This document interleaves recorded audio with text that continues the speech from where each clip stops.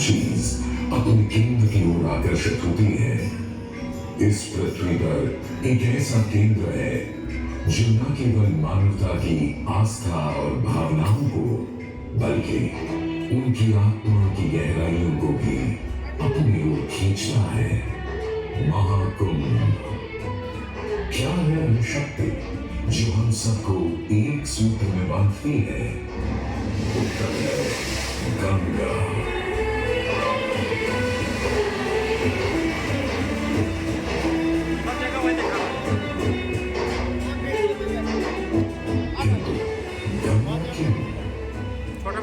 क्योंकि गंगा कोई नदी नहीं है, आस्था की अविरल तरल धारा है गंगा।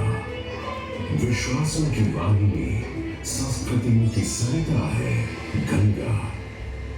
और इस स्थान पर इस प्रयागों के राज में श्वेत रंगा गंगा का संगम होता है अपनी दो बहनों श्याम वर्ण यमुना और दृश्य सरस्वती से। और इस त्रिवेणी संगम के कारण भी यह जगह इतनी महत्वपूर्ण हो जाती है। गंगा के उद्गम के बारे में जो पौराणिक कथा प्रचलित है वो बड़ी ही रोचक और मनमोहक है। तो आइए क्यों न आज हम आपको गंगा अवतरण की कहानी सुनाए दिखाएं। नानी का राजा करता था दम, पूरी पृथ्वी पर फैला था उसका ही आतंक। उसके आतंक को रोकने विष्णु ने धरा एक रूप, 52 अंगुल का बौना बनकर पहुंचे जहां था भूत। सारे दरबारी बौने ब्राह्मण पर हंसे, पर बाली ने जब उसे दान मांगने को कहा तो उसने कुटिया बनाने को केवल 3 पग भूमि मांगी। पर जब बौने ब्राह्मण ने भूमि नापनी शुरू की तो जैसे भूचाल किया गया। वामन ने पहले पग में पूरी धरती नाप ली और अगले कदम से स्वर्ग। ब्रह्मा जी ने भगवान विष्णु के चरण होकर उस जल को अपनी कमंडल में भर दिया। और अब वामन अवतार ने अपना तीसरा पग बलि के सिर पर रख उसे पाताल लोक तेज मुक्ति दे दी।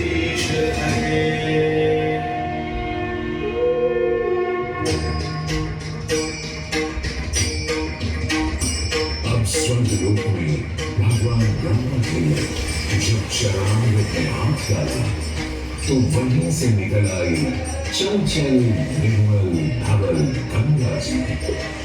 पवित्रा क्यों चंचला, आज से तू मेरी पुत्री और नाम तेरा गंगा।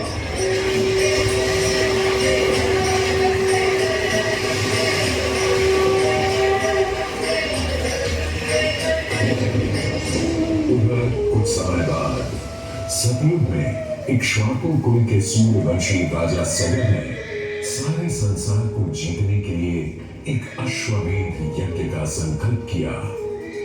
सुने सुने सुने सब सुने, यह चिन्हित पूजित धवल अश्व जहां भी जाएगा वो भूमि राजा सगर की मानी जाए। यदि किसी ने इस अश्व को रोका या पकड़ा तो उसे सगर के 60,000 एक पुत्रों और उनकी लक्षाधिक सेना का सामना करना पड़ेगा। सुने सुने सुने। सगर का अश्व अजेय अपराजेय बढ़ता जा रहा था और स्वयं लोक में बढ़ती जा रही थी देवेंद्र इंद्र की तुलना। डरकर वो अश्व को रोकने की युक्ति लगाने लगे। इंद्र ने राजा सगर के उस घोड़े को चुरा लिया और छल से महर्षि कपिल के आश्रम में बांध दिया। घोड़े को खोजते हुए राजा सगर के 60,000 पुत्र महर्षि कपिल के आश्रम में पहुंचे। वहां घोड़े को बंधा हुआ देख क्रोधित पुत्रों ने कपिल मुनि को घोड़ा चोर समझा और उन्हें अपशब्द कहने लगे। पांचाल कुमारों, यदि कपिल ऋषि ने खोली आंख तो तपस की युगाग्नि से जलकर तुम सब हो जाओगे राख।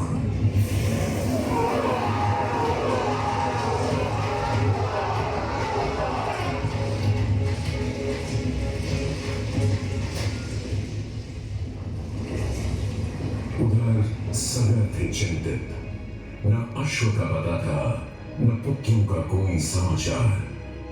पिता का दुख देख पुत्र अंशुमन चल पड़े खोज पर। जब महर्षि कपिल के आश्रम पहुंचे तो देखा अश्व को और साथ ही अपने 60,000 भाइयों की भस्म को। महर्षि से की क्षमा याचना और पूछा तर्पण का उपाय। तुम्हारे भाई थे घमंडी, अविवेकी और अभिमानी। भस्म कर दिया उन्हें मैंने, जो उन्होंने मेरी नहीं मानी। गंगा जल, केवल गंगा जल ही दे सकता है मुक्ति उन्हें, जो भस्म हुए तुम्हारे परिजन। अंशुमन को अपने भाइयों के तर्पण के लिए गंगा को लाने का बहुत मन था, किंतु किसी को राजधर्म भी तो निभाना था और राज भी चलाना था। देखते देखते 7 पीढ़ियां गुजर गईं, पर 7 पीढ़ियों के बाद समय आने पर राजकुमार भगीरथ ने राजा बनने से साफ मना कर दिया।